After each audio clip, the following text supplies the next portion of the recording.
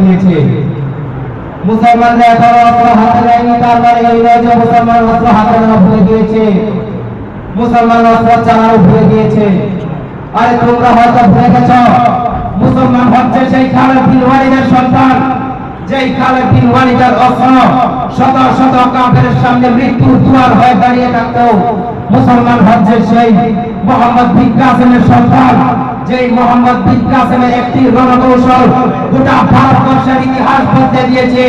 সেই গজওয়ায় হিন্দ যেদিন কায়েম হয়ে যাবে, গজওয়ায় হিন্দ যেদিন সংগঠিত হবে, মুসলমান তাদের প্রতিবিদ্যতার প্রমাণ অক্ষরে অক্ষরে দেবে ইনশাআল্লাহ। প্রিয় হাজিরিন, আল্লাহ পাক রব্বুল আলামিন আমাদেরকে গজওয়ায়ে হিন্দের মধ্যে অংশগ্রহণ করার এবং সেই মেজাজে উজ্জীবিত হওয়ার তৌফিক দান করুন। নাসরুম মিনাল্লাহি ওয়া ফাতহুন করিম ওয়া বাশশিরিল মুমিনিন। আসসালামু আলাইকুম ওয়া রাহমাতুল্লাহ। মাশাআল্লাহ মাশাআল্লাহ।